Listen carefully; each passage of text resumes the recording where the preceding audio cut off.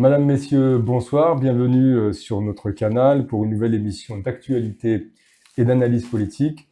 Aujourd'hui, nous recevons une figure bien connue des observateurs algériens, militant engagé, analyste et avisé des équilibres internes et géopolitiques du pouvoir algérien, ancien candidat à l'élection présidentielle.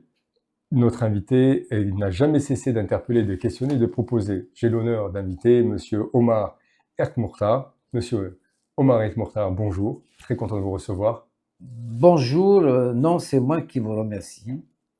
Alors, vous avez, je rentre directement dans le vif du sujet. Vous avez été candidat à la présidence euh, de la République démocratique et populaire d'Algérie. Qu'est-ce que cette expérience, je suis curieux de savoir, moi, en tout cas, qu'est-ce que cette expérience vous a révélé des rouages réels du pouvoir? D'abord, Est-ce que vous avez été entravé? Est-ce que vous avez tout ça?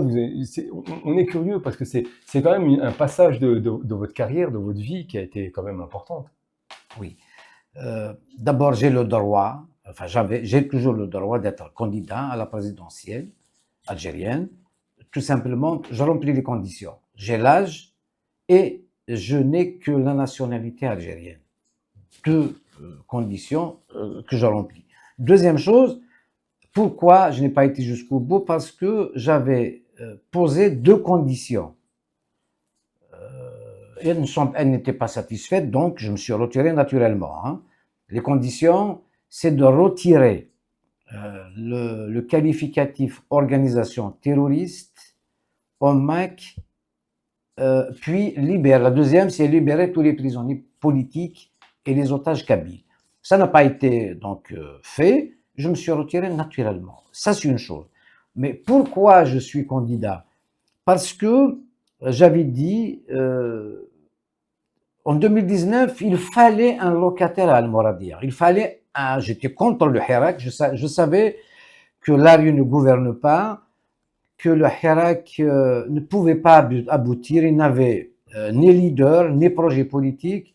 Il y avait des slogans qui changeaient tous les vendredis après le Jumu'ah. Donc voilà, Hawa Hawa, Itna Hawga. Moi, je n'ai pas adhéré à cela. Mais alors, justement, pourquoi à ce moment? Alors, c'est une parenthèse, mais on vous a entendu plusieurs fois dénoncer ce hirak en disant que c'était une mise en scène.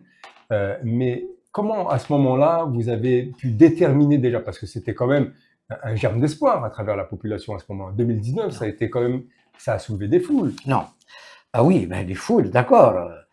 Tous les vendredis, sortir dans la rue, défiler, et puis rentrer à la maison, attendre le discours du Gaët Salah. Bon, ben, moi, j'étais contre, parce qu'une révolution, elle se fait avec un leader, avec un programme, les gens adhèrent. Donc là, c'est spontané du hawahawisme qui ne marche pas. Après, est-ce qu'il a été manipulé ou pas? Oui, peut-être, oui, parce que le Hirak était un facilitateur d'un clan pour abattre un autre clan. C'est tout. D'abord, la dictature s'est accentuée, c'est pire qu'avant. Donc, qu'est-ce qu'il a fait le Hirak? Moi, je le savais avant, que ne pouvait pas aboutir à quoi que ce soit.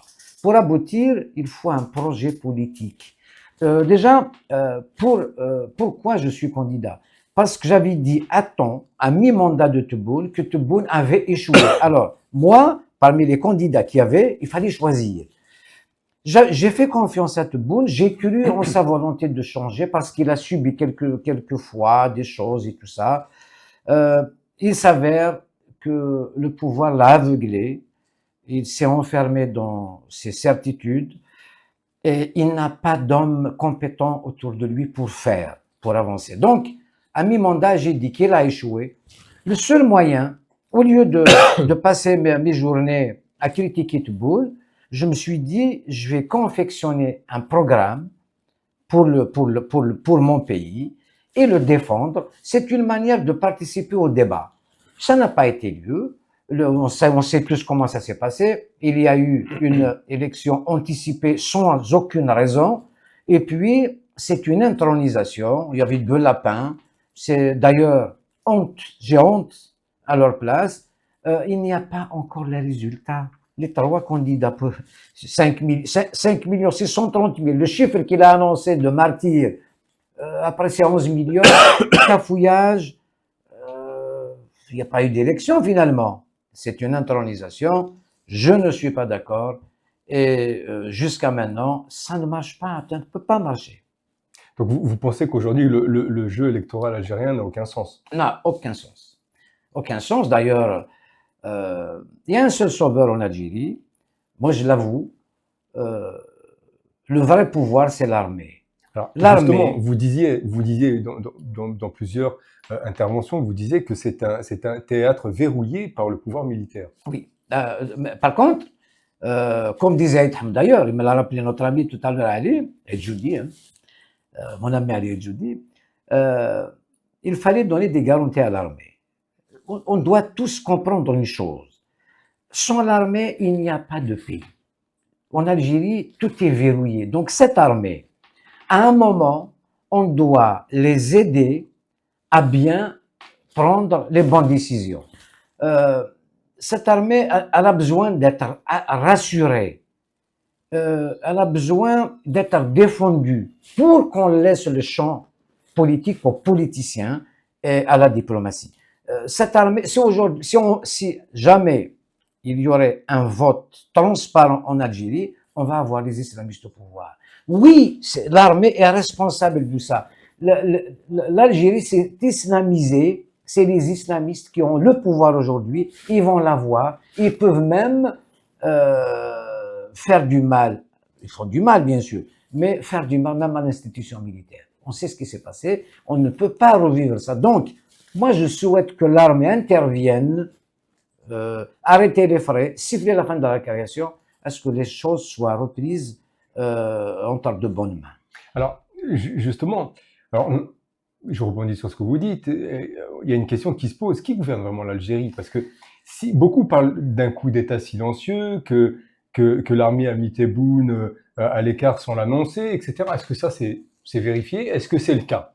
C'est exactement le cas. Il y a eu un coup d'État déguisé, c'est-à-dire, par les apparences, Tebboune est mis à l'écart. Alors, C'est une question de temps. alors, Ça va, ça va se faire en douceur. Alors, est-ce que c'est le cheminement logique de ce qui a été fait depuis 2019 ou est-ce Non. que ça a été alors? Non, non. Tebboune s'est mis dans un costume qui est trop grand pour lui. Il a cru être président. Il ne sait pas qu'il y a le régime, il y a le pouvoir. En Algérie, ceux qui veillent ont dit ça suffit parce qu'il y a trop de dégâts. Notre diplomatie est un mal pour l'Algérie. On a des ennemis de partout. On peut en parler.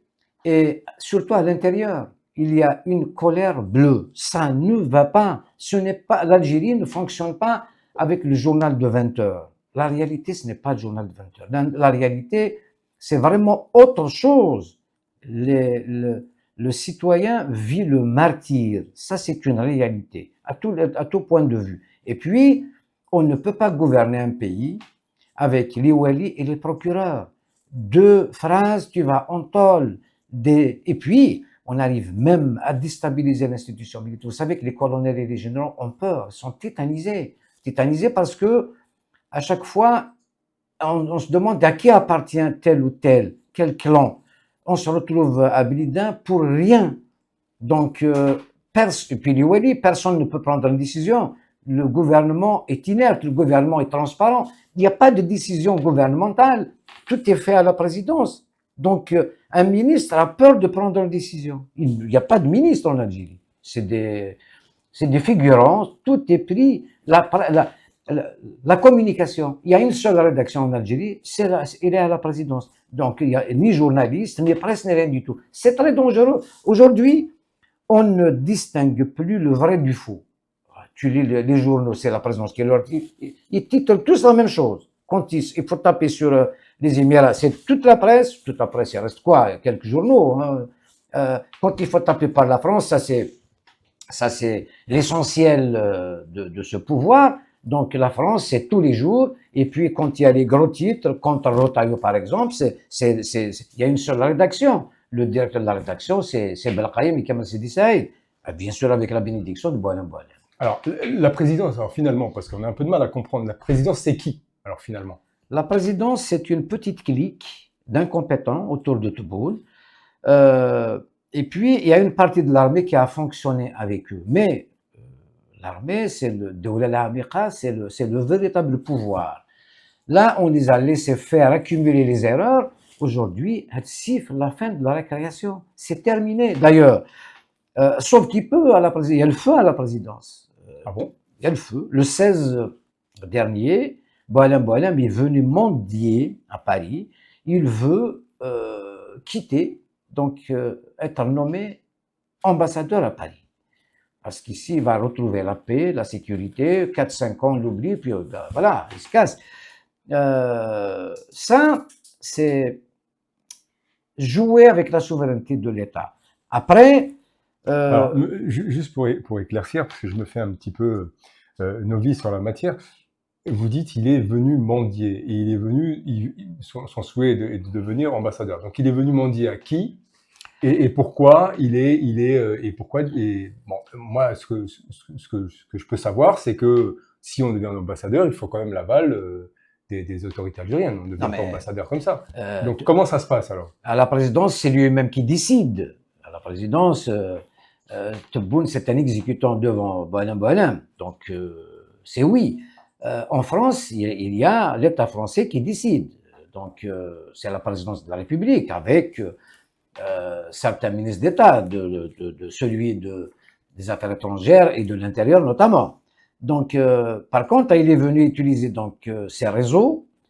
Et il est venu avec une menace aussi, c'est-à-dire négocier et une menace derrière. Il y a une certaine rumeur qui circule depuis 2017, comme quoi il y a eu un financement occulte de la présidence, de l'élection présidentielle, tout le monde a entendu, française. Oui, oui. Donc 20 millions d'euros, ça circule comme ça, je ne sais d'où ça sort. Et Boualem Boualem est venu dire, on va arranger d'abord nos affaires, compris Boualem Sansal et tout le reste et tout ça, les problèmes économiques, on va faire table rase. Et puis, n'en parlons plus de cette histoire. Le seul qui a les informations, c'est moi. Il n'en a pas d'ailleurs. Évidemment, Boualem Boualem est un danger parce qu'il a écouté tout le monde. Il était dans cette cellule d'écoute illégale, téléphonique et tout ça. Il a écouté les généraux, les machins. Et il a écouté Tebboune aussi. C'est pour ça que Tebboune est un tout devant lui. Tebboune, il a été écouté comme tout le monde. Donc, il a un fil à la patte aussi. D'accord, donc des choses à se reprocher. Ah, mais évidemment, Tebboune a des choses à se reprocher avec Boualem Boualem, des choses compromettantes, comme il a écouté tout le monde. Quand vous dites des choses compromettantes, vous qui êtes toujours bien renseigné, par exemple. Après, avant de vous donner l'exemple, il a aussi des choses compromettantes quand il est venu à Paris. À l'hôtel Meurice, il a été à Matignon, rencontré Édouard Philippe, et d'un coup, on le voit dans un jet privé d'un certain homme d'affaires, Mehmet, sulfureux homme d'affaires turc, ouais. Et pour aller passer quelques jours aux îles Maldives. Vous connaissez les îles Maldives? Alors, c'est paradisiaque, c'est voilà. Très beau là-bas, mais on sait que les îles Maldives, des soirées oui. Bien arrosées. Et là, ces hommes d'affaires turcs sont venus en force en Algérie. Les entreprises turques sont venues en force en Algérie. La banque sulfureuse Zeraat s'est implantée en Algérie. On dirait que Tebboune exécute tout ce qu'on lui dit, c'est parce que il a un fil à la patte. Il est sous pression des Turcs. C'est pour ça que c'est un danger. C'est pour ça qu'on joue avec la souveraineté de l'État. C'est pour cette raison-là que Dawla al-Amiqa, donc l'armée siffle la fin de la récréation. Par contre, un coup d'État ne peut pas se faire. Nous sommes en posture de ne pas pouvoir faire un véritable coup d'État. C'est nuisible pour le pays. Donc, on a l'habitude à ces coups d'État déguisés. On le met à carreau. C'est éminent. Ce que je vous dis, c'est éminent. Il y aura un gouvernement d'union de compétences nationales rapidement. Vous allez comprendre qu'il y a un chef du gouvernement, un véritable chef du gouvernement, un gouvernement qui gouverne. Vous allez avoir Tebboune qui va s'éclipser. Il va être mis à carreau. Après, ils peuvent dire qu'il est malade, il est à l'hôpital, il est machin, tout ça. Donc, il va s'éclipser petit. On va s'habituer à son absence. Donc, alors que finalement, on va changer Donc, c'est un coup d'État, c'est une révolution velours. c'est un coup d'État déguisé. Donc Tebboune sera mis à carreau. Comme il est venu, il a été placé, moi je sais de quoi il s'agit, il n'y a pas eu d'élection. C'est Gaïd Salah qui l'a placé. Placé, je dis bien placé, il n'y a pas eu d'élection. Sans élection, il a décidé avant l'élection qu'il allait être président, il est président. Voilà. Mais monsieur Etmourta, quand même, coup d'État, velours, ou enfin, coup d'État, c'est quand même un qualificatif très important, très grave. Pas en Algérie. Non, on est habitué. Vous savez, aucun président n'a terminé son mandat en Algérie. Soit il meurt, Boumedienne, il a été assassiné, pas avec des balles comme Boudiaf. Il a été empoisonné, tout le monde le sait maintenant. Il a été empoisonné à partir de la Syrie, de la Russie. Donc, je ne sais pas où est-ce qu'il a mangé, je sais quoi. Donc, il a crevé en l'espace d'un mois. Il a fondu. Chedli, il a été contraint de démissionner. Kalachnikov devant lui, tu signes. Il a signé avec les Kalachnikov sur la table. Zeroual forcé de démissionner. Il a levé ses mains en l'air. Il n'a pas ramené le bateau à quai. Zeroual. Boudiaf, vous savez ce que c'est. Tué en direct à la télé. Donc, on n'a jamais eu un président de la République. Le premier président, il y a eu un premier président, Abdelrahman Fares. Ils n'ont même pas laissé rentrer au palais du gouvernement. Et puis, Ben Bella, il est emprisonné, arrêté en pleine nuit. Et Boumediene, Zahim Thawra Tahom, ce qui est traître, il a trahi la révolution, disait que le coup d'État de 65, il l'avait appelé Tashih Thawra. Il a corrigé la révolution à laquelle il n'a pas participé. C'est pour ça que, à partir du moment où on ne prend pas notre destin en main avec courage, ça ira encore mal. C'est pour cette raison-là que des décisions courageuses doivent être prises. Il faut en finir. Cette armée, il faut la protéger. Il faut lui donner des assurances pour le pouvoir. Parce que sinon, on va continuer comme ça. On ne doit pas faire peur à l'armée. On doit alléger sa mission. On doit les rassurer, les défendre pour nous laisser ce pays aux politiques, à ce qu'il soit géré d'une manière démocratique. Sinon, d'abord, je ne crois pas aux élections en Algérie. Tout est fait pour qu'il y ait de la manipulation. Si jamais on aurait un vote transparent en Algérie, les islamistes vont gouverner. On a fait pousser des champignons partout. Les démocrates se font rares et pour les remettre sur les rails, il faut du temps. Donc, alors, vous êtes en train de dire que finalement, ceux qui occupent le terrain, ce sont les islamistes. Absolument. Ils sont dans toutes les institutions et ils ont endoctriné les Algériens. À force de les persécuter, on les a poussés comme des moutons dans les lieux de culte, on les a embobinés, c'est terminé. Ils ne croient pas en la démocratie, ils ne croient pas en la République. Et qu'est-ce que vous attendez d'eux? Rien. Donc aujourd'hui, le sauveur de ce pays, avec les démocrates, c'est l'armée. Donc on n'a pas le choix. Malheureusement, c'est ça. Sinon, il faut partir. Alors, sinon, il faut sauver ce qu'il faut sauver.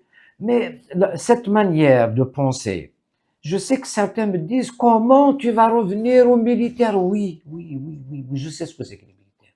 Ils ont besoin d'être rassurés aussi. On a besoin, tous les Algériens doivent défendre d'abord les militaires. Vous allez faire hurler tous les hirakistes, pas d'armée.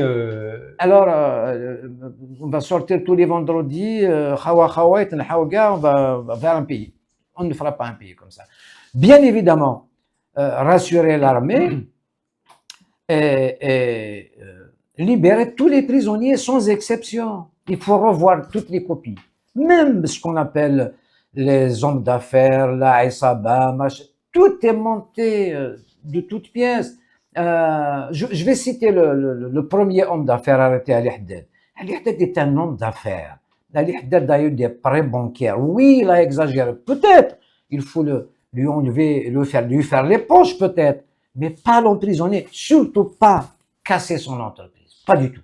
C'est la même affaire avec Khalifa. Khalifa, moi, tu me mets Khalifa 20 ans, Moumen Khalifa al-Harraj, moi, on a volé l'Algérie, le pouvoir algérien a volé les Algériens. C'est-à-dire, tu mets ton argent en banque et du jour au lendemain, il n'y a plus de banque. On t'a volé. Voilà ce qu'on a fait. Alors, tu viens mettre Moumen Khalifa en plus, je m'en fous de Moumen Khalifa. Alors qu'il fallait mettre cette entreprise entre de bonnes mains, des administrateurs, et la capitaliser, la gérer. La compagnie aérienne, la banque et la banque, on n'aurait volé aucun Algérien. Alors, on va y revenir plus en détail après par la suite, sur tous ces biens, etc. Mais alors, moi, je voudrais savoir quel est donc cette armée qu'il faudrait remettre en avant. Est-ce que cette armée, elle a un projet qui va chapeauter tout ça? Quelle est votre vision? L'armée doit rentrer dans ses casernes. L'armée a une mission, c'est protéger le pays, protéger les frontières. L'armée, un jour on aura une constitution, c'est être garant de la constitution. Elle est là à garantir la constitution. La gestion du pays, la gouvernance, c'est aux politiques de le faire. Mais aujourd'hui, si on reste comme ça, vous savez, le plus grand parti du pays, il s'appelle Ben Guérina. Vous allez être gouverné par Ben Guérina. C'est l'armée aussi. Moi, je préfère l'armée. Je ne veux pas de Ben Guérina. Je ne veux pas d'Abou Jara Sultani. Je ne peux même pas puffrer ces gens-là. Regardez à la télé, donner des leçons aux Algériens. C'est insulter l'intelligence des Algériens. Vous savez ce que c'est? C'est insulter l'intelligence des Algériens. Moi, personnellement, je suis mal dans ma peau quand on me dit vous appartenez à un pays tiers-mondiste. Je ne suis pas tiers-mondiste, je ne suis pas le seul. On m'insulte parce que il y a des compétences et il y a tout ce qu'il faut. Il y a les richesses, puis il y a une jeunesse pour on gère mal. Et ça va de mal en mal. Et là, on est en train d'encercler les Algériens chez eux. Et le pays est encerclé. On a des problèmes avec tout le monde. Où va-t-on comme ça? Donc, il faut revoir les comptes. Le seul moyen d'arriver à ce pouvoir, à se démocratiser, c'est être à côté de l'armée. Sinon, les islamistes ont très bien compris. Ils ont pris les institutions, l'éducation par exemple, l'économie. Et quand vous aurez des enfants de 8 ans qui apprennent à laver un mort, alors que les enfants dans le monde entier apprennent à planter des fleurs, des arbres, à parler de la nature, je ne sais pas où est-ce qu'on va. Alors aujourd'hui, on ne peut plus parler de pouvoir civil actuellement en Algérie. Aujourd'hui, il y a une mafiocratie. Il y a quelqu'un qui s'appelle Tebboune, avec une clique à la présidence, d'incompétents, bien évidemment, de magouilleurs. On a pensé évidemment au nerf de la guerre, à la finance. Vous savez, dès l'arrivée de Tebboune, il a mis en sourdine les organisations patronales, c'est important. Il a mis l'ancien FCE au sommeil. L'organisation patronale de Saïd Narzan, les entreprises algériennes, au sommeil. Ils ont fait pousser, mis en place une véritable organisation financière qui s'appelle le CREA. La devanture, c'est Kamel Moulin, et le reste derrière, c'est les Koulougli de Blida et une mafia autour de Boualem Boualem. Je dis ça parce que j'ai envie de dire à un chat un chat. Je n'ai pas envie d'employer un autre langage. Je suis direct. Le CREA est une organisation mafieuse aux mains de Boualem Boualem pour assurer la pérennité de ce pouvoir de Tebboune. D'ailleurs, pour organiser le deuxième mandat, ils ont racketé tous les hommes d'affaires algériens. Tu viens d'abord, tu fais la campagne de Tebboune et tu ramènes ton sac d'argent. Ils ont ramassé, d'après mes sources, plus de 500 milliards. 500 milliards pour une partie transférée. C'est pour ça que la banque turque Zeraat est installée en Algérie, transférée à l'étranger, bien évidemment, comme d'habitude, et le reste, il est entre leurs mains pour s'occuper de certains secteurs économiques comme l'importation et tout ça, il est entre leurs mains et tout ça. Et certains hommes d'affaires récalcitrants qui n'ont pas voulu marcher, ils sont persécutés, on leur envoie les impôts, on les emprisonne, on les menace, ils sont menacés, ils se retrouvent mal chez eux. D'où Saïda Narza, d'abord ça, plus elle a même allé un peu loin à cause de ça, donc elle s'est déclarée candidate, on connaît l'histoire, elle a refusé de payer bien évidemment. Qu'est-ce qu'on fait donc? On annule sa candidature dans des conditions un peu sombres et elle se retrouve en prison. Même malade. Vous voyez, une ancienne candidate à la présidentielle a mis à un certain moment de Tebboune, elle a refusé de marcher dans la combine, on connaît cette histoire. L'histoire de Saïda Narza révèle la mafiocratie d'Alger. C'est vraiment une mafia autour d'El Moradia. Donc Saïda Narza, qui se retrouve en prison aujourd'hui, doit interpeller au moins les hommes d'affaires algériens, ceux qui sont avec elle, mais ils ont peur. La peur ne règle pas le problème, n'évite pas le danger. Donc, qu'est-ce qu'il faudrait faire? C'est pour ça que l'armée n'a pas bougé parce que il magouille à l'intérieur du pays. L'armée a peur par rapport à ce qui se passe au niveau international. L'armée, d'abord, les frontières sud, les trois pays, le Mali, le Niger et le Burkina, qui s'unissent contre l'Algérie. Alors Alger accuse les Émirats, ce qui est dingue, avec la Libye, la moitié de la Libye, et le Maroc, c'est l'ennemi juré. Et tu rajoutes à cela une crise avec l'Espagne, qui a réglé sans que l'Espagne bouge, c'est hypocrite, et maintenant, la France, c'est pour réveiller la flamme nationaliste, alors que l'Algérie a besoin de patriotes. On n'a pas besoin de nationalistes. Le nationalisme, c'est pour parler des autres. Nous, on a besoin de parler de ce qui se passe chez nous. L'armée a compris. Donc, le seul moyen d'opérer un changement, c'est celui-là. C'est un gouvernement, on va passer par une transition. Malheureusement, on a besoin de cette armée qui a besoin d'être rassurée pour quitter la scène politique. Sinon, on va droit dans le mur. Non seulement on perd notre souveraineté, la dernière cartouche, c'est l'Union européenne qui a demandé l'arbitrage. L'arbitrage, c'est-à-dire l'Algérie a fauté par rapport aux accords précédents. Le problème qui se pose aujourd'hui, l'Algérie va être taxée. C'est bien beau d'aller à Rome, voilà, Tebboune accompagne les hommes d'affaires à Rome dans le sommet italo-algérien, c'est très bien, mais Mélanie, elle a une bonne volonté d'ailleurs d'apaiser un peu, de faire le lien avec Macron, avec la France, pour apaiser un peu les tensions de cette crise qui ne devrait pas exister avec la France. Mais Mélanie ne peut rien faire contre l'Europe qui a demandé cet arbitrage qui va coûter une fortune à l'Algérie. Alors, on a présenté justement ce déplacement de Tebboune à Rome comme une nouvelle ère diplomatique. Qu'est-ce que vous en pensez? Pas du tout. Pas du tout. Avec l'Italie, il y a de bonnes relations. Le commerce entre l'Italie et l'Algérie fonctionne.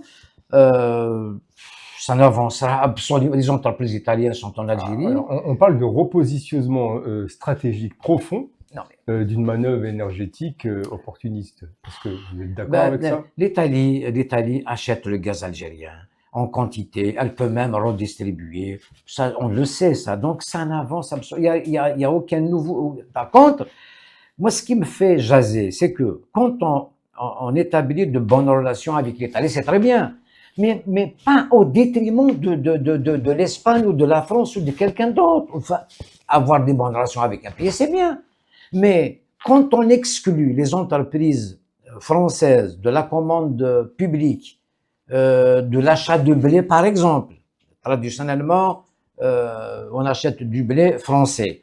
On a donné instruction aux entreprises algériennes de ne pas acheter le blé. C'est-à-dire, on fait la guerre à la France et on vit. Mais l'Italie appartient à quelque chose qui s'appelle l'Europe.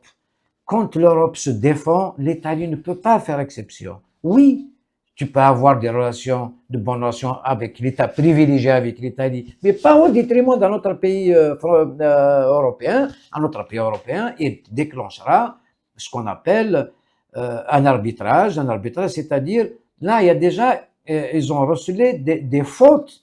L'Algérie a manqué, elle a interdit l'importation de certains produits, tout ça, elle n'a pas le droit de le faire. Donc, si tu veux vendre tes produits en Europe, il y a des conditions. Les Européens qui ont construit cet espace économique et culturel ne l'ont pas construit pour l'Algérie. C'est ce qui est normal. Donc finalement, le fait d'aller en Italie, d'essayer ce rapprochement, c'est pas une perte d'influence de la France sur Alger, par exemple? Non, mais non, c'est l'Algérie qui pense. Voilà ce que je te fais. Au lieu d'avoir des marchés, je les donne à l'Italie. Voilà, c'est cette optique-là. C'est que c'est hypocrite. Autrement, les relations avec l'Italie, elles étaient bonnes. Il n'y a pas de raison de crier victoire ou une prouesse, je ne sais quoi, diplomatique. Non, c'est pour dire aux Français, vous aurez dû avoir des marchés comme l'Italie. Ça ne se fait pas comme ça. Et puis, je vais défendre un peu la France, parce qu'on vit en France. Je suis d'une famille, vous savez, le village de mes aïeux a été bombardé complètement, pas en 54, le mardi 30 juin 1857, dans la bataille de Charleroi. C'est très précis. Cet harmonisme a été rasé par Rondon et MacMahon, qui est devenu président français plus tard.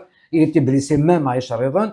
Donc, le jour où ils sont rentrés à l'Arvanatiratun, mon village, le village de mes aïeux, enfin, c'est harmonisme. Donc, je sais ce que c'est que la révolution, la conquête, je sais tout ça. Je sais ce que c'est que la colonisation. D'abord, moi, quand je parle de la colonisation, je ne parle pas que de 1830 jusqu'à 1962. Je parle des 1500, des 3 siècles des Ottomans qui égorgeaient par village. Alors que maintenant, vous savez ce que c'est que la colonisation?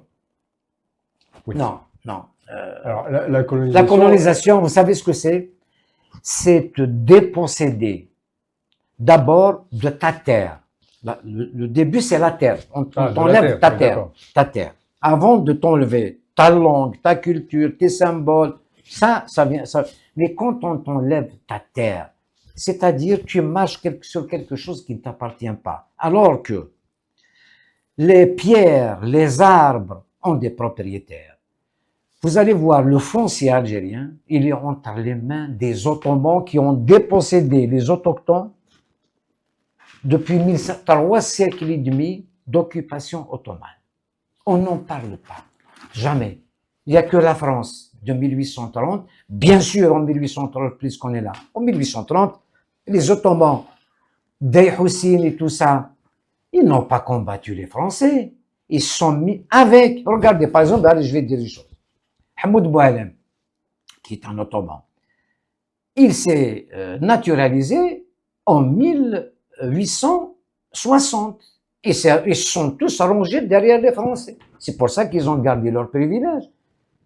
Cette classe dominante créée par les Ottomans, elle est restée avec les Français. Tu vas voir les Ottomans monter dans les maquis, comme Ben Boulaïd, Abban, Karim, Amir, jamais. Ils se sont retrouvés. Hamoud Boualem vendait son gazeuse pendant la révolution algérienne. Ce n'est pas le cas de Ben Boulaïd ou de Ben Mehdi ou d'Amirouche, pas du tout. Pas du tout. Ils sont continués à s'enrichir et après la révolution, et ils avaient les mains rouges et ils ont gouverné parce qu'ils ont les moyens, ils ont les terres et puis depuis 62, Boumediene s'est occupé de la Kabylie, il a laissé les gens, les propriétaires terriens, prospérer. Aujourd'hui, les terres, on se retrouve avec Abidjaya, dans la régence d'Alger, toutes les terres appartiennent aux Ottomans. Ce n'est pas normal. On n'est pas indépendant. C'est quoi cette indépendance? C'est toujours les mêmes. Vous allez voir, à Alger, c'est la régence d'Alger. Vous allez à Hussein Dey. Dey Hussein, il mérite d'avoir une ville à Alger. Qu'est-ce qu'il a fait Dey Hussein? C'est pas un cousin. C'est pas un frère. c'est un occupant. Vous allez voir Baba Hassan, Baba Ali, Deli Ibrahim, Donc tout ça, vous êtes... Bir Morad Raïs, Khosso. C'est la régence d'Alger, monsieur. Seuls les Tunisiens ont enlevé tous ces noms-là. Les Tunisiens ont enlevé les noms des Ottomans. Le Maroc, c'est la gardé son authenticité parce qu'ils ont repoussé les Ottomans. L'histoire, il faut la connaître, l'histoire. Vous allez voir la ville des rois. Tu connais Constantine? D'où vient le nom Constantine? Tu ne sais pas, je vais te le dire. Je sais que tu ne sais pas. Cirta, c'est la ville des rois. Vous savez, les Romains, l'Empire romain, quand ils ont détruit Cirta contre les rois, Massinici, Agibir, tout le monde est passé par là. Constantin Ier, quand il a eu sa fille, il l'avait appelée Constantine. Donc il a reconstruit Constantine, il l'a appelé, il a dédié à sa fille Constantine. Et en même temps, Istanbul, quand ils ont conquis donc l'Anatolie, il a changé le nom d'Istanbul, il l'a appelé Constantinople. Constantine. Mais les Turcs, quand ils sont repartis après les accords de Sèvres et de Versailles, ils ont enlevé le nom Constantinople, ils l'ont appelé Istanbul. Et nous, parce que justement, on n'est pas indépendant, certains ont toujours le nom de Constantine. Parce que, Mazel, l'aéroport Hamid Bey, l'aéroport de Hamid Bey, on est indépendant, nous. C'est triste de dire ça, parce qu'on n'a pas une bonne base. Et tu viens, la régence d'Alger, ce n'est pas l'Algérie. Ce n'est pas l'Algérie. Les Turcs, ils ont été combattus par la Kabylie, qui n'ont jamais annexé, sauf les terres autour de Sibao, ils l'ont toujours d'ailleurs, ces terres. Pour moi, on n'est pas indépendant. Et appartenir à un pays tiers-mondiste, la majorité des Algériens ne sont pas tiers-mondistes. Moi, je refuse. Je ne suis pas tiers-mondiste. Je vis en France depuis 40 ans, je ne suis pas tiers-mondiste, même chez moi d'ailleurs. On sait vivre, mais malheureusement, on est gouverné par des idiots. Et voilà, ils peuvent même nous créer une guerre. Je sais que diplomatiquement, là, ça merde partout. Et Tebboune, jour après jour, démontre que le costume est trop grand pour lui. Alors, je voulais pas passer au-delà de cette information. Vous m'aviez dit tout à l'heure, je vais revenir au cas de Boualem Boualem. On a parlé justement de son ambition, mais vous avez parlé de la mendicité qu'il est venu faire au niveau de l'Élysée. Alors, je voudrais savoir quel est son objectif par rapport à l'Élysée. Boualem a peur parce qu'il va aller à Blida. D'accord. Alors quand on dit Blida, ça veut dire qu'il risque... Il va être arrêté. Pour que les gens comprennent bien ce qui voilà. Alors, pour assurer sa sécurité, il a fait partir d'abord sa femme et ses enfants. Ils sont en France. Hein. Il est venu... Ils sont déjà en France. Et sa famille est en France. Installés... il y a le feu à Al-Mouradia. C'est des informations que je donne. Hein. Ça ne va pas. Alors, qu'est-ce qui se passe? Boualem, il veut s'installer à Paris. Alors, monsieur, ce sont des informations que vous donnez de sources sûres? Oui. D'accord. C'est de sources sûres. Je suis informé. D'ailleurs, tout à l'heure, je vous ai dit, certains youtubeurs algériens qui sont là à Londres, à Lille, à Paris, oui. la clinique tous ces gens-là qui ramènent des informations, ils ne sont pas plus intelligents que toi, que moi. Hein. C'est parce qu'on les informe. Et malheureusement, parfois, on leur donne de fausses informations. Alors, qu'est-ce que c'est que ce jeu de double information là? Un coup, on leur donne une bonne information, un coup, on leur glisse une information qui est pas juste ou qui est limite mensonge. Pourquoi? C'est un pays. C'est une stratégie? C'est une stratégie. C'est un pays qui a toujours fonctionné avec des rumeurs. On adore les rumeurs. Et une rumeur, effectivement, on adore les mensonges. On ne réagit qu'à ça, qu'avec ça. On adore par exemple, quand quelqu'un a une idée, au lieu de diaboliser son idée, on n'est pas d'accord avec son projet, on diabolise, on attaque la personne. On va couper en 10 la personne. D'accord. Ton idée ne me plaît pas, je ne parle pas de ton idée, parce que je n'ai pas d'idée, je vais m'attaquer à toi. Tes parents, ta famille, je vais te salir, je vais, voilà, diffamer. C'est comme ça que ça marche. Donc, Boualem est venu à Paris demander la main de l'Élysée, par l'intermédiaire des conseillers, bien sûr, à l'Élysée. Ils sont bien branchés parce qu'ils ont quelqu'un de leur côté, qui est le recteur de la mosquée de Paris, qui est aussi... Alors, les Français ont quelqu'un de leur côté, hein. C'est ce que vous voulez dire? Ou c'est non, les Algériens qui ont quelqu'un de... Et il travaille pour Tebboune, la mosquée de Paris. D'accord. Le recteur de la mosquée de Paris travaille pour Tebboune, évidemment. Non, tout le monde le sait. Il le dit lui-même. Il est reçu je ne vois pas comment, pourquoi Tebboune reçoit le recteur de la mosquée de Paris plusieurs fois à Al-Mouradia. Il y a un problème. Donc, il veut s'installer à Paris pour se protéger. D'abord, lui et sa famille. 4-5 ans, on l'oublie, et puis voilà, il peut décider comme l'ancien ambassadeur d'Algérie à Paris qui a refusé de rentrer en Algérie, il a demandé l'asile. Alors 4-5 ans, et il passe pas par la case Blida. Non, mais 4-5 ans, il a l'humilité, il est ambassadeur, on ne peut pas mettre en prison l'ambassadeur et tout ça, mais c'est ce qu'il a imaginé.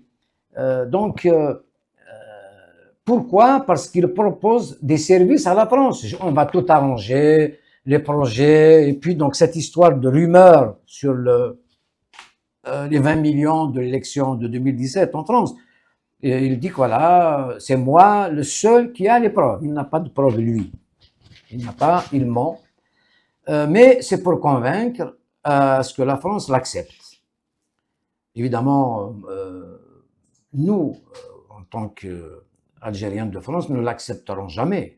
Nous allons faire un sitting indéterminé devant l'Élysée à ce qu'il le refuse. Ça, ils ne savent pas ça. Il est hors de question d'accepter quelqu'un qui a fait du mal. Alors, qui va faire ce sitting? J'en ai parlé avec pas mal d'associations affiliées au MICAF, le mouvement citoyen algérien de France, que j'ai présidé. Voilà, que vous avez présidé de quelle année De 2012 à 2021, quelque chose comme ça. D'accord, qui est toujours... il est toujours, bien sûr. Qui est toujours d'actualité. Bien sûr. On n'a pas intégré le Hirak, enfin, en tant qu'organisation, mais il y a des membres qui ont fait qui l'ont fait, oui. Ils étaient libres, hein. Donc, comme moi, je suis contre, je ne représente pas le MAC, le MCAF dans le mouvement citoyen algérien de France. Non, on n'a pas intervenu dans ça. Donc, voilà. D'accord. Alors, il a eu des discussions houleuses à Alger. Tebboune, comme il y a un gouvernement d'union nationale, une transition qui se prépare, il a même proposé, au cas où il ne va pas ambassadeur à Paris, je le nomme Premier ministre. C'est-à-dire pour dire que ce bonhomme a pété un câble. Donc Tebboune veut le nommer carrément Premier ministre de notre pays. C'est vendre ce pays en gros. Donc évidemment, une chose qui ne peut pas se faire. Donc les choses vont bon train. Alors il impose finalement. Par contre, tu m'as parlé de Boualem Sansal. Boualem Sansal, le régime a décidé de le libérer. C'est intenable. Alors, ça vous le tenez d'une source sûre. Sûre. C'est quand même une information qui est... Le régime algérien a décidé de libérer Boualem Sansal. Bien évidemment, la question ne se pose pas, ils ne vont pas le libérer seul. Logique. Par exemple, le minable de Belghit, qui est à peu près pour les mêmes causes, l'histoire. Alors l'histoire, c'est eux qui ont empêché l'écriture de l'histoire. Boualem Sansal n'a rien dit de grave. C'est dire dans l'ancien temps, quand c'était la Numidie, il y a eu la souveraineté sur quelques parties de Il n'y avait pas de frontières, il n'y avait pas de pays, il n'y avait pas de d'hymne national, il n'y avait pas de... L'État-nation, c'est l'Angleterre et la France qui les ont mis en place.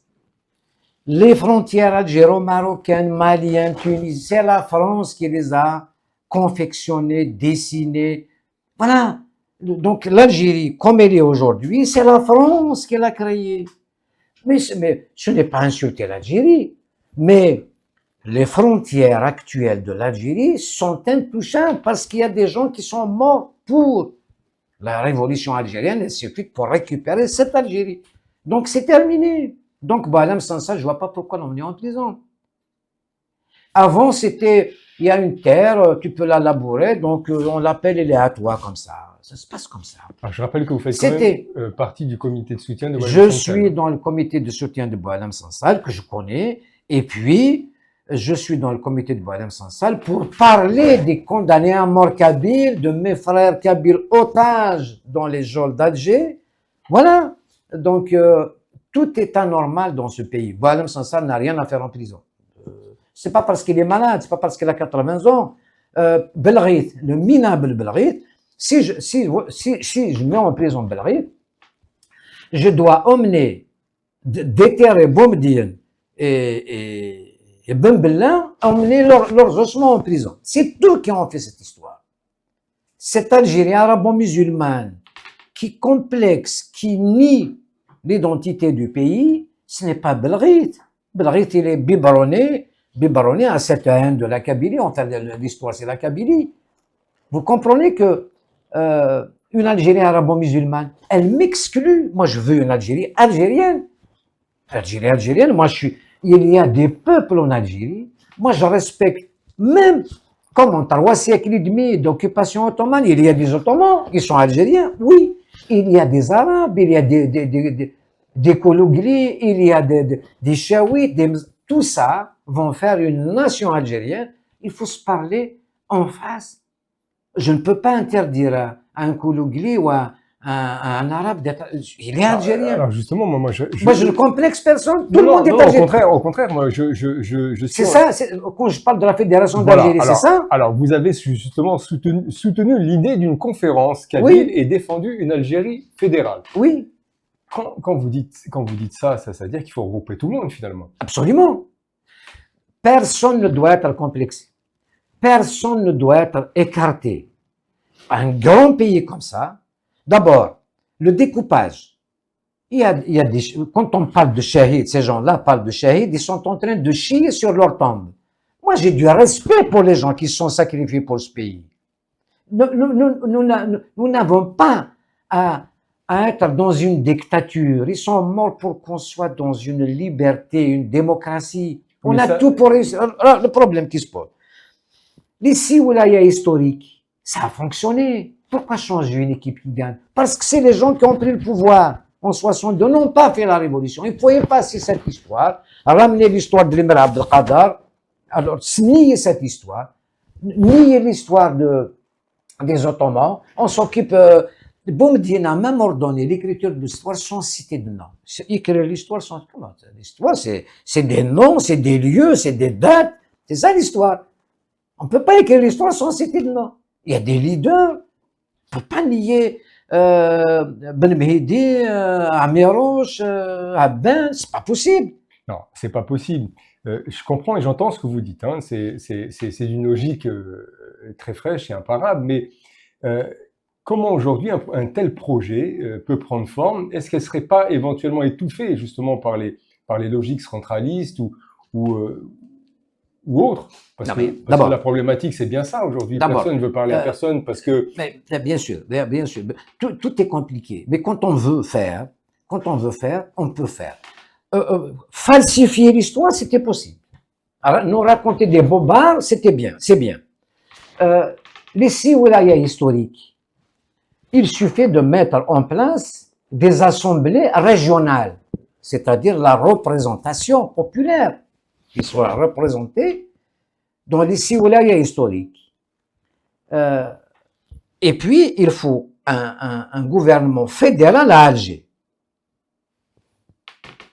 Travailler avec les assemblées régionales. Ça, c'est pour les richesses d'abord nationales qui seront départagées équitablement. Ça, c'est une chose, les mêmes chances pour tous. Et il y a des spécificités régionales qu'il faut respecter. Pourquoi c'est pas possible? C'est possible. Et ça coûtera beaucoup moins d'argent à l'État et il n'y aura pas de corruption. On ne peut pas décider à Alger ou faire une école, construire une école à Tamanrasset ou à Djidjen. Les gens de Constantinois savent ce qu'il faut faire. Les projets valables dans la wilaya 2, Bentenar et tout ça, machin, la frontière tunisienne, ne seront pas les mêmes projets que dans la région de Béchar, de Tindouf. C'est pas possible. C'est eux qui savent. Ce n'est pas Alger, c'est pas Tebboune qui sait ce qu'il faut. À chaque fois qu'il se déplace, il va te dire, ah, on va faire une zone industrielle, voilà. Il a été à Djelfa, ça va être le centre du monde ici. Oui, pourquoi mentir comme ça? Non. Ça coûtera beaucoup moins cher que l'actuelle organisation. Des assemblées communales, des assemblées de wilaya, 58 wilayas. Tout le monde avec son cartable à la wilaya. Mais pour faire quoi? Des illettrés, des gens qui ne sont pas valables. On a besoin d'une véritable représentation, d'une planification par région. Bien sûr, tout sera arbitré par un gouvernement fédéral. Prenez l'exemple des États-Unis. D'ailleurs, l'organisation politique et administrative aux États-Unis, c'est la même chose qui était pendant la révolution algérienne. Mais monsieur Mortal, pour arriver à ça, il faut quand même déjà une base, il faut un consensus. Comment on arrive comment on arrive à mettre, moi je veux comprendre, comment on arrive à faire parler une personne du MAC avec une personne du gouvernement Non mais attendez, on a sorti une case. D'abord, cette histoire du MAC, le MAC est un mouvement qui est né par la dictature algérienne. C'est une réponse légitime de la Kabylie. On nous tue, on nous empêche, ça date depuis 59. On tue le Kabyle, on mange du Kabyle, on nie le Kabyle, la négation, la révision, ça suffit. Oui, Farhat d'abord, Farhat a lutté pour l'identité, elle a lutté pour la liberté, pour la démocratie. Même au temps de Boumediene, il était toujours emprisonné. Mais il a essayé de lutter avec la politique en créant l'URSD avec Saïd Saadi, qui est le seul et unique parti depuis l'indépendance à être un parti digne de ce nom. Le RCD. Hein. Le RCD. On va revenir si tu veux. Donc, Farhat, s'il a été à l'extrémité comme ça, on l'a poussé. Être kabyle en Algérie aujourd'hui, tu vas à l'aéroport, tu peux te faire arrêter. On va dire tu es du MAC, non? Le MAC, parce que le MAC, c'est des terroristes, c'est pas des terroristes. Le MAC n'est pas une organisation terroriste, monsieur. Voilà ce que fait ce pouvoir. Même d'ailleurs, Rachid, je ne partage rien avec ces islamistes. Il y a eu des terroristes, une période. Mais Rachid ne sont pas des terroristes. Non, je n'ai rien à partager avec eux. Mais ils doivent exister. Moi, j'ai parlé d'une conférence pour réussir la chose, conférence kabyle, on parle kabyle, parce qu'il y a des fédéralistes, il y a des indépendantistes, il y a de tout en Kabylie. En Kabylie, il faut une table ronde. D'abord, pour s'expliquer entre Kabyles. Pourquoi pas? La wilaya 3. Après, il faut s'expliquer entre Algériens aussi. S'il faut revenir au tracé et au découpage de nos martyrs, Chouhada, tous les jours, ils chantent Chouhada. Alors venez, voilà ce qu'ils ont fait, Chouhada. Voilà le découpage qu'ils ont fait. On va l'appliquer aujourd'hui. On va se parler. Économiquement, c'est viable. Ça va coûter moins cher à l'État. Parce que là, sortir de l'argent, zid les retraites, zid, pour acheter la paix civile. Et comment on ne parle jamais du financement de ces projets. Là, il faut revenir. Il y a du gaz et du pétrole, c'est un pays entier. Voilà, il y a le pétrole, il y a le gaz. Quand ça monte, quand il n'y en a pas, j'ai vu Awali dire, on ne peut pas encore faire des prévisions de budget parce que le pétrole baisse. Ah bon, c'est le pétrole qui nous fait des projets. C'est malheureux, c'est triste. Donc, une fédération. Le système américain peut nous réussir formidablement. D'abord, le vote aujourd'hui, je vais revenir au vote, le scrutin. Le vote est tribal. Les islamistes, les Benguerinés, tout ça, c'est des écervelés. Des islamistes, tu sais ce que, je ne suis pas contre l'islam, ni contre n'importe quelle religion. Je suis laïque. Pratique ta religion, oui, il n'y a pas de souci. Je respecte toutes les religions. Nous sommes un pays à majorité musulmans. Il n'y a pas de... D'abord, parlons du Kabylie, on n'a aucun problème avec l'islam. Les caractéristiques d'un village kabyle, il y a Tajmar d'abord, l'agora, là on délibère, on décide, il y a la mosquée, il y a le cimetière. Tous les villages ont ces trois choses. Après, les gens qui prient ou qui ne prient pas, on s'occupe pas de ça, nous. Et ce n'est pas la mosquée qui décide pour nous. Ailleurs en Algérie, voilà la spécificité. Ailleurs en Algérie, c'est la mosquée qui décide. C'est pour ça qu'on veut créer une association, on appelle une association religieuse dans un village. C'est pas une association religieuse, c'est une association islamiste. C'est la seule religion qu'il y a. Et elle va décider à la place du village. Voilà. Donc on veut détruire cette Kabylie. Je ne suis pas d'accord. Alors, parlez-moi un petit peu de Tamda Oghnoun que vous connaissez bien. Je vous ai entendu déjà parler de ça et c'est un petit peu idyllique pour vous, ça représente un petit peu la façon dont est gérée alors c'est pas une autarcie mais presque. Alors je vous laisse en parler parce que vous en parlez bien. C'est une petite parenthèse pour. C'est très délicat d'en parler. Regardez, c'est l'illustration parfaite de ce qu'est le pouvoir mafieux d'Alger. On a instruit le village à côté, Agmoun, de venir fermer cet endroit paradisiaque. Il y a une dizaine de restaurants. Alors, ça se trouve entre Asfoun et Tixirt, hein, c'est ça? En partant de Tixirt, à quelques kilomètres, on allant vers Asfoun. Sur le littoral, petite pente, tu descends en bas. Personne, d'abord, tu ne sais pas que ça existe, tu ne vois rien. D'accord. Donc, ça ne gêne pas par définition. Et ça existe depuis 30 ans.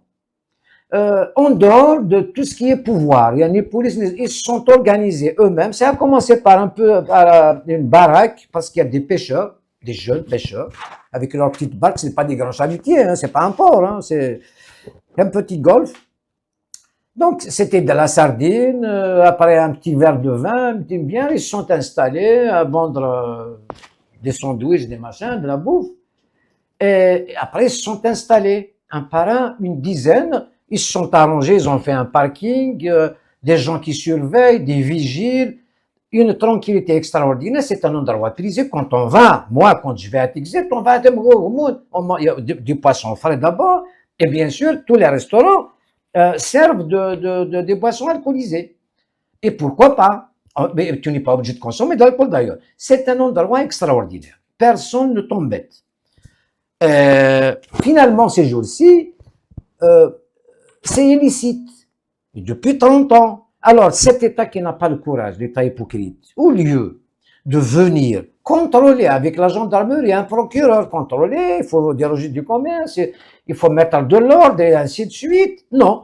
On instruit le village à côté, comme quoi. Par contre, il y a une chose dont ils ont raison, ces villageois, c'est que il y a apparemment une personne qui abuse, qui a fait carrément un cabaret. Un cabaret, vous savez ce que c'est qu'un cabaret? Un cabaret ici, en France, pas la même en France, c'est un spectacle. Il y a une chorégraphie, il y a un spectacle, il y a un dîner, il y a tout ça, machin. Vous allez au Moulin Rouge, je ne sais pas, c'est ça un cabaret. En Algérie, un cabaret, toutes les femmes qui sont là sont des prostituées, c'est clair. Et puis, on pratique le plus vieux métier du monde dedans. Et évidemment, ça fait des va-et-vient, ça fait des bagarres parfois, tard dans la nuit. Il paraît que ça gêne. Je suis entièrement d'accord, on n'a pas à faire un cabaret dans cet endroit. Je suis d'accord. Après, les restaurants comme ils étaient, il faut les ouvrir. Ça nourrit d'abord des familles, des pêcheurs, et puis nous, quand on va à Tixirt, on a un moment de répit là-bas, personne ne t'embête, pourquoi pas? Donc, alors, si je défends l'ouverture de Oumoun, les islamistes vont dire, ah, toi, tu défends les gens qui vendent l'alcool, la prostitution. Non, monsieur, je ne défends pas du tout. Si tu ne veux pas consommer de l'alcool, tu ne vas pas là-bas, tu vas en haut, il y a une mosquée, je ne sais où. Donc, voilà. Donc, là-bas, moi, je serais à la place de l'État, j'aurais réuni les restaurateurs, venez ici, on va mettre de l'ordre, avec l'État, bien évidemment, régulariser les situations. Par contre, au lieu de voir ces constructions, même si elles sont belles, il y a des artistes qui ont travaillé dans ces trucs-là, l'Europe et tout ça. Faut vraiment voir. Hein. Il y a de vrais artistes qui ont fait des escaliers. C'est un endroit paradisiaque, au bord de la mer. Moi, j'aurais réuni les restaurateurs, j'aurais imaginé un projet viable, construction avec une charpente métallique ou du bois, ou je ne sais rien. Il y a des architectes, des paysagistes c'est leur métier. J'aurais fait un endroit paradisiaque avec les mêmes opérateurs, les mêmes restaurateurs, quitte à créer un fonds argent privé et puis une banque ou un investisseur. On aurait fait peut-être un hôtel et puis des restaurants. On peut toujours imaginer quelque chose de digne. Alors, le tiers-monde, voilà ce que fait. Descend les villageois, les coteaux, les bâtons, personne ne rentre, moi je ne veux rien, l'honneur de la famille, là, il y a quelqu'un qui m'a fait un commentaire hier, il m'a dit, tu l'emmènes devant chez toi, ici, nos femmes, tes femmes, elles sont en haut, je ne veux pas qu'ils approchent les villages, non. Les gens qui sont sous, les femmes, ou je ne sais quoi, je ne veux pas qu'ils approchent les villages, au contraire. Je veux protéger ces gens-là. Et je ne suis pas d'accord. Quand on va là-bas, on ne s'approche pas des villages. On va au restaurant et quand on quitte, on prend la route. Par contre, s'il y a un cabaret, vous avez raison. Ils ont raison de fermer le cabaret à cet endroit-là. Voilà, ça oui, l'abus. Mais donc, voilà comment fonctionne un État mafieux. Ils envoient les villageois et sont derrière. Et puis, j'ai vu des fourgons de police, enfin de gendarmerie, et ils étaient là avec eux. Eux, ils disent c'est pour éviter à ce qu'il y ait des confrontations. C'est fait de l'ordre. C'est malin, c'est sournois. C'est triste de voir ça. C'est pas vrai. Moi, je suis triste. Et puis, ça arrive dans cette période estivale où tout le monde veut travailler, tout le monde veut prendre une bière ou je ne sais quoi. Voilà ce qui arrive. C'est ça le tiers-monde. C'est ça la haine. C'est ça quand on n'a pas d'idée. Quand on empêche un pays d'avancer, c'est ça. C'est l'illustration parfaite de ce qu'est ce pouvoir. Monsieur Etmortal, dites-moi, est-ce que le MAC aujourd'hui, parce qu'on parlait du MAC tout à l'heure, joue un rôle actif dans le bouleversement actuel de l'Algérie? Le MAC est une organisation politique. Moi, je suis fédéraliste, mais ce que propose le MAC, c'est l'idéal. On n'a pas toujours l'idéal. Hein. Pour te dire, Farhat dit aux gens comme moi, vous êtes un indépendantiste en retard. Personne ne peut refuser l'indépendance. Être indépendant, ça se paye. Mais le MAC a réveillé les consciences. Depuis la création du MAC, parce que ce pouvoir a cultivé la haine, la division, la haine du Kabyle, la haine de la France, la haine. D'ailleurs, Kamel Daoud, un jour, je me suis emporté contre lui. Je le salue et puis donc mes condoléances et puis oui, paix à l'âme de sa mère.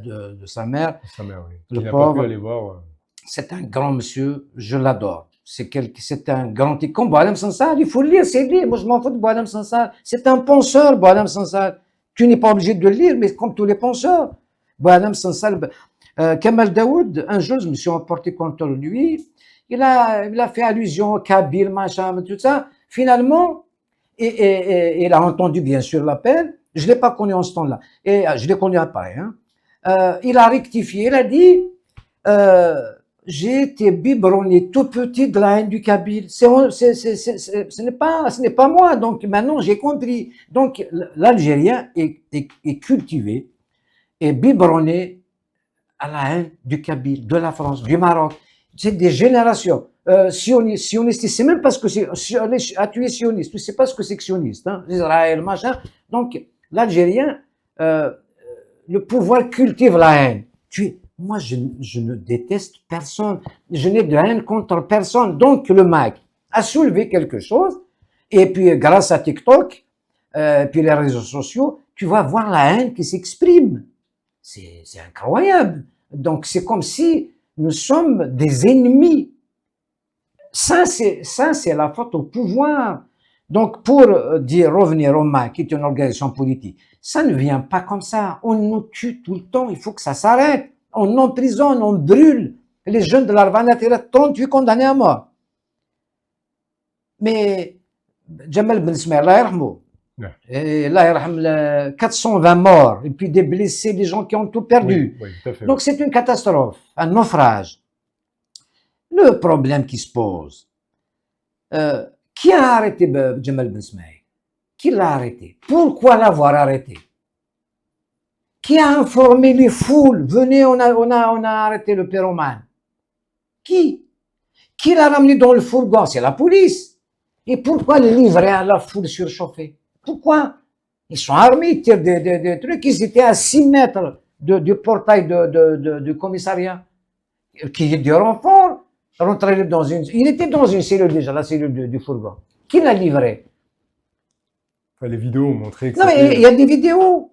Après, c'est terrible ça. Vous savez, je vais te faire un scoop. Certains de l'Arvana pour te dire comment est ce pouvoir mafieux. On les torture. On torture quelqu'un, on lui dit, voilà, tu vas signer, tu vas nous dire, c'est Djebbar Mehenna qui t'a instruit pour brûler l'Arvana. J'ai pas brûlé, j'ai pas allumé le feu, je n'ai pas incendié, je n'ai pas tué, je n'ai rien fait, maintenant je ne le connais pas. Eh bien, si tu ne signes pas, tu restes là. Donc, c'est un coup aussi fait contre Djebbar Mehenna. Il y a des gens qui disent Djebbar a brûlé l'arbre. Non, c'est pas Djebbar qui. On a brûlé l'arbre pour accuser Mehenna. Donc, vous êtes en train de dire que finalement, ce qui s'est passé, c'était pour cacher justement ce complot contre Mehenna. D'abord, c'est un complot. C'est des incendies criminels. D'ailleurs, Tebboune lui-même, sans attendre ni l'enquête ni rien du tout. Il annonce des incendies criminels faits par le MAC, le Maroc, Israël. Ah, et pourquoi on n'a pas poursuivi Israël? Pourquoi on n'a pas poursuivi le Maroc? Tu poursuis que le MAC. Donc c'est Mahdouma. Donc c'est criminel, c'est des incendies criminels, c'est sûr. Mais quand on torture des jeunes de l'Arvar, on leur dit, dites-moi, signez que c'est Mehenna Djebbar qui t'a instruit pour brûler, tout ça, pour tuer, je te lâche. C'est-à-dire, il y a un complot, non seulement c'est un complot, c'est vérifié, et contre Mehenna Djebbar aussi. Alors on sort des rumeurs, c'est Mehenna qui a brûlé l'Arvana. Et d'autres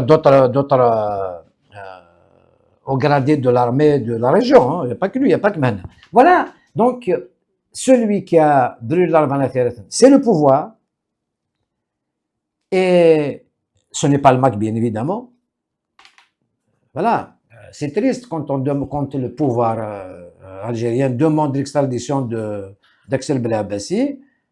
D'accord, c'est le pyromane, c'est lui qui a brûlé l'Arvana, qui a donné. Et les preuves, il n'y a pas de preuves. Comment tu n'as pas de preuves? Un État qui demande l'extradition de quelqu'un qui a commis des crimes sans preuve. D'accord, monsieur. C'est comme je crois que tu allais me poser la question sur les biens mal acquis et tout ça. Alors, on va y revenir pour mettre un terme à cette émission qui est très pertinente. Mais quand vous dites, voilà, je comprends qu'on dit que ce soit pas le MAC, etc.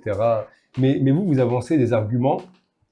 Eux, ils n'ont pas de preuves. Mais vous nous dites que c'est un complot. Est-ce que vous avez des preuves contre ça? Attendez, ça ne vous suffit. D'abord, l'Arvana est brûlée. Ça, on a des preuves. Ça, c'est un fait. Et Khalid Jeune, il ne reste personne. Des morts et des gens qui ont tout perdu, ça t'as pas besoin. T'as des photos, d'accord. Tu as les photos de Jamal Ben Smaïl dans le fourgon. Bien sûr. Donc on a même des vidéos. Oui, des vidéos. Donc c'est la police qui l'a arrêté.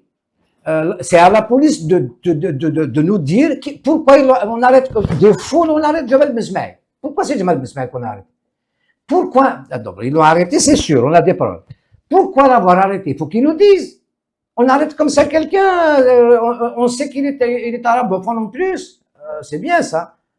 Dans les foules, des gens qui se dépêchaient avec des seaux d'eau, des machins et tout ça, tu reconnais quelqu'un qui est arabophone et tu l'arrêtes. Et l'information, on a des preuves, l'information est sortie tout de suite, on a arrêté le pyromane. Le pyromane, c'est Jamal Ben Smaïl.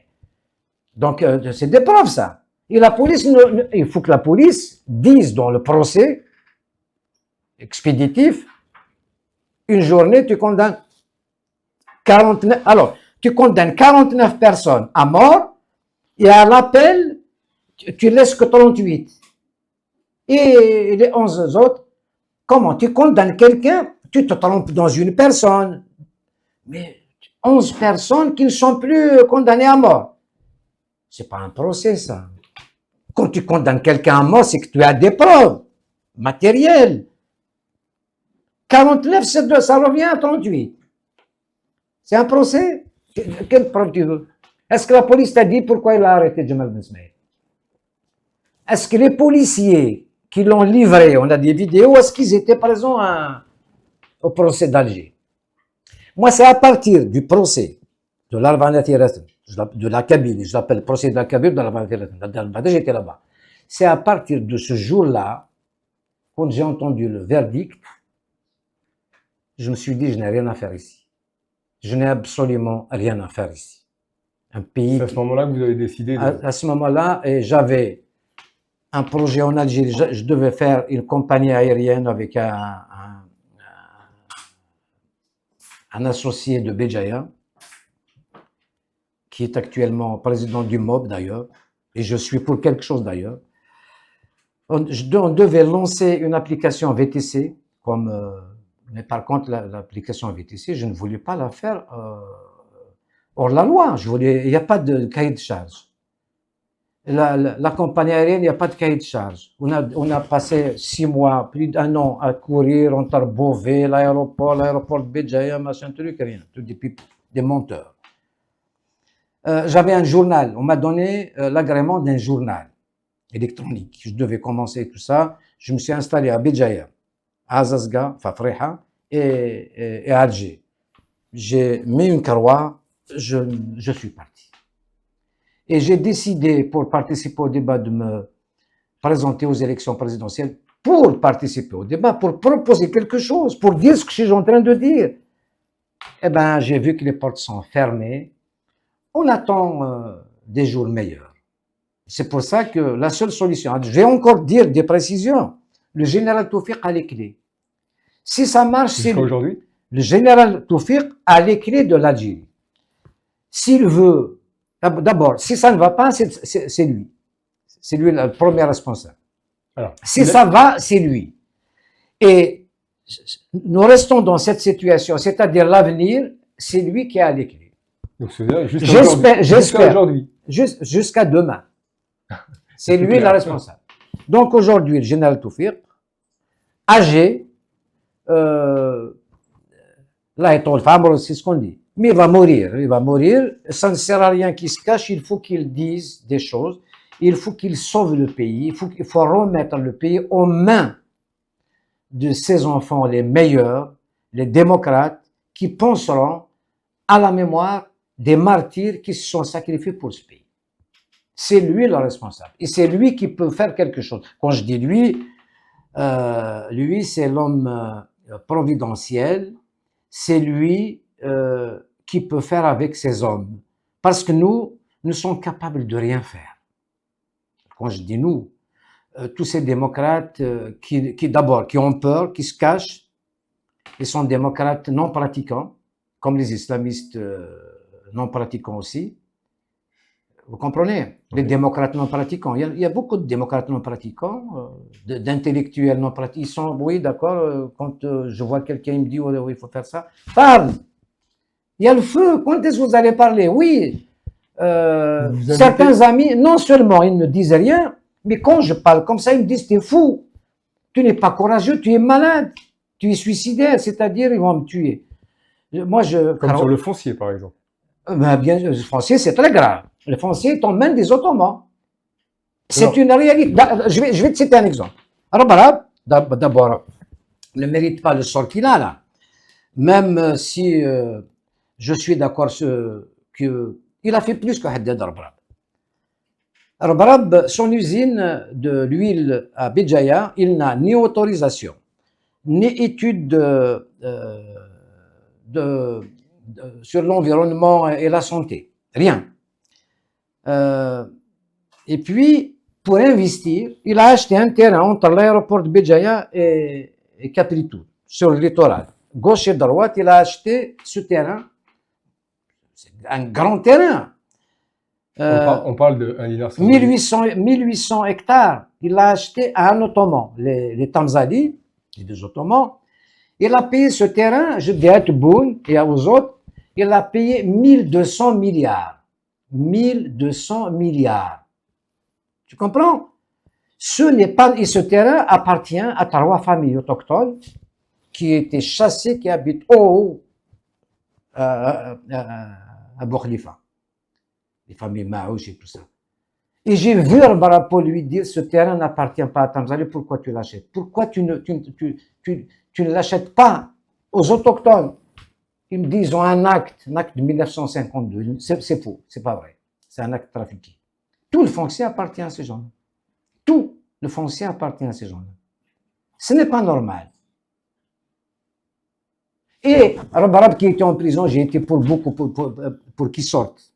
J'ai tapé sur la table. Que ce soit à Bab Jdid, que ce soit sur Belaqsir et tout ça.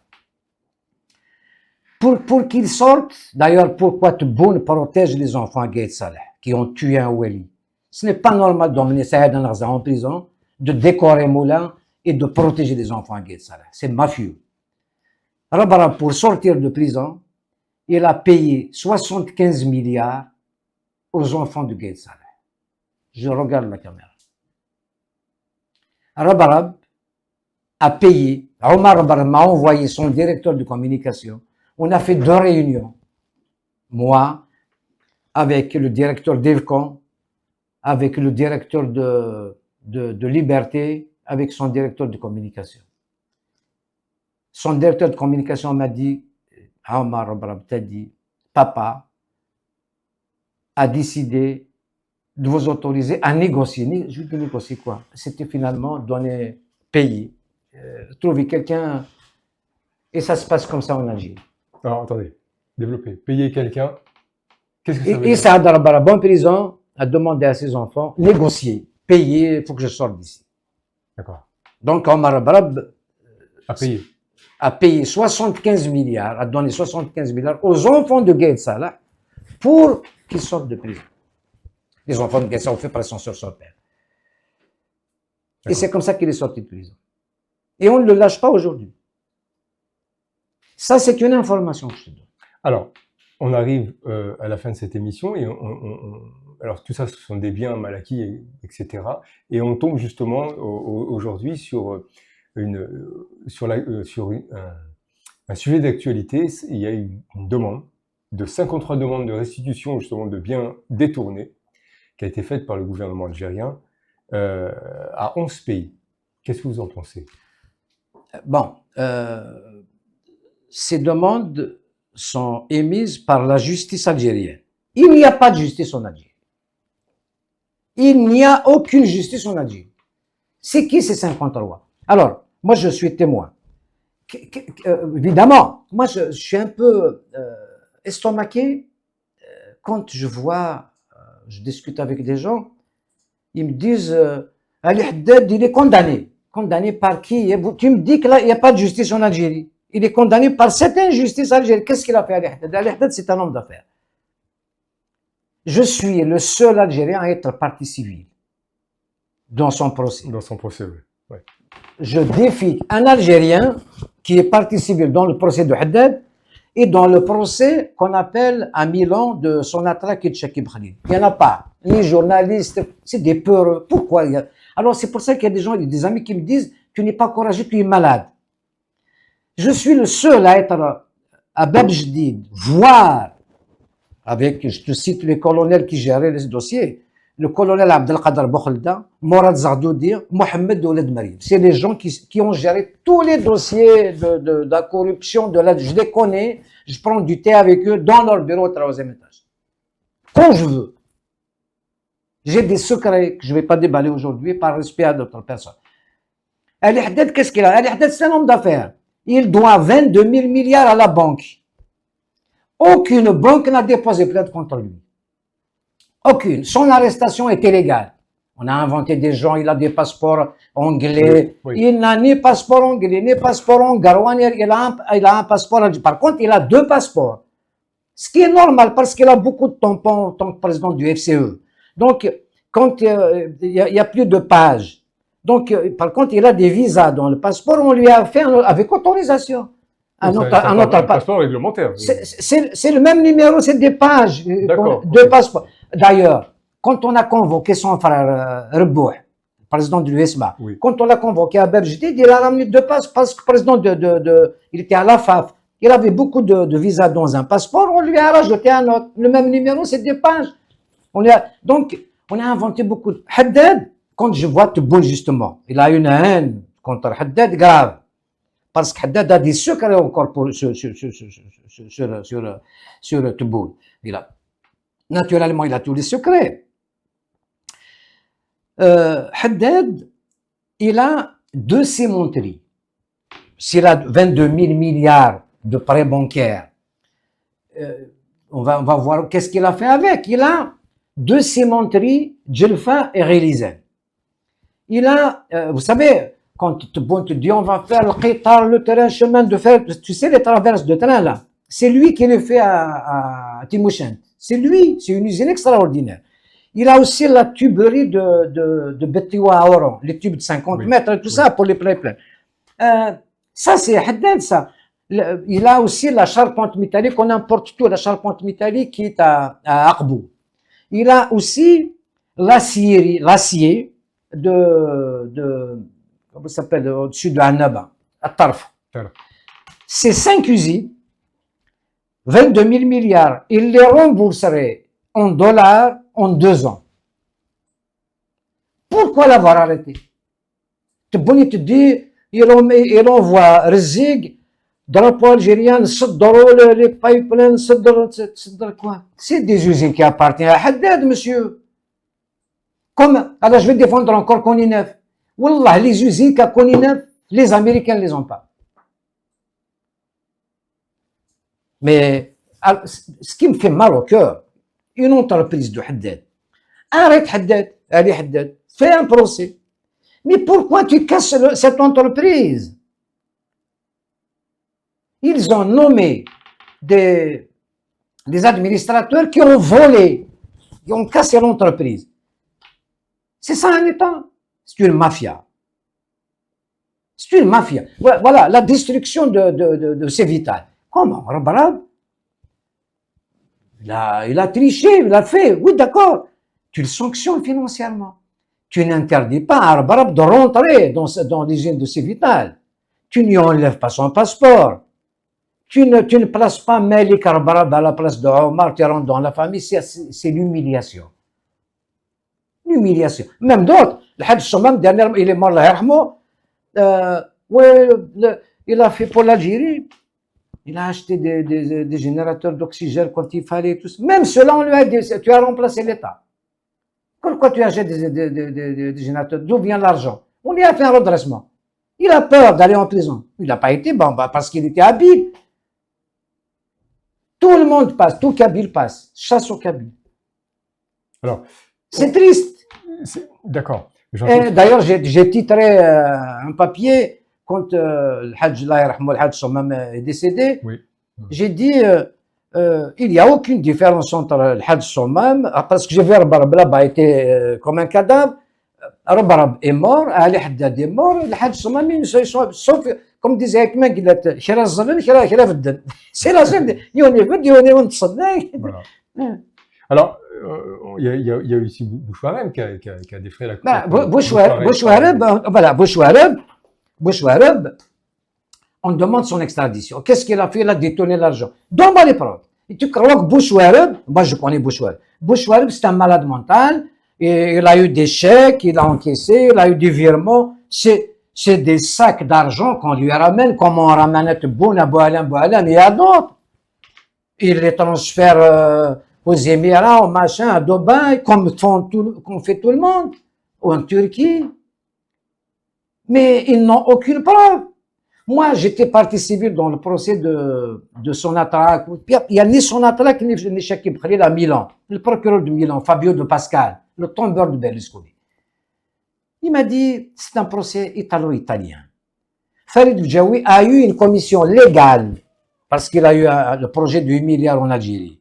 Mais on me dit d'impliquer Chakib Khalil, machin, c'est des bouts de papier qu'on m'envoie. C'est pas des preuves. Chakib Khalil, il a volé quoi? Chakib Khalil, je vais le dire aussi, Chakib Khalil est victime de ses compétences. Moi, j'y étais jusqu'au bout. Le procureur de Milan n'a pas voulu le convoquer. Il m'a dit, je ne peux pas convoquer quelqu'un parce qu'on m'envoie des bouts de papier. C'est des bouts de papier. Les Algériens, le frère Assed, Bouteflika, machin, voilà, bouts de papier, ni signé ni rien. La justice, on a besoin de preuves, monsieur. J'ai été jusqu'au bout. Il n'y a ni son attaque, ni Chakib. Monsieur Mortal, vous nous avez donné beaucoup d'informations aujourd'hui. Vous avez, évidemment, hein, il n'engage que vous, mais ceci dit, vous nous avez noyé sous ces informations, presque, hein, sur des choses qu'on savait pas, on se doutait. Alors, est-ce que aujourd'hui, quel est le mot, si je vous donne le mot de la fin, par rapport à en tout cas ce gouvernement, ce qui se passe aujourd'hui, ce coup d'État, comme vous l'appelez, quel serait votre mot de la fin? Moi, parce que c'est quand même c'est un mot qui choque. Hein, moi, j'ai envie que l'Algérien n'ait pas peur. Il va où il veut, il dit ce qu'il veut. Si je te défame, tu vas en justice, je paye. C'est la justice qui me fait payer. Tu comprends? Je veux que Nourdine Boukroha rentre en Algérie sans avoir peur. Je veux que Saïd Saadi rentre en Algérie. Je veux que Farhat Mahani rentre en Algérie. Je veux que Amira Bouraoui rentre en Algérie. Je veux qu'Abdou Samar rentre en Algérie. Tout le monde rentre en Algérie, rentre, sort et tout ça. Il y a à faire. L'Algérie peut devenir une Algérie algérienne. Tout le monde doit être respecté. Personne ne sera complexé. Et l'Algérie peut devenir le centre de la Terre. Quand on a 5-7 millions d'Algériens en France, on doit avoir automatiquement de bonnes relations avec la France. Quand on achète du blé, on favorise la France par rapport à d'autres.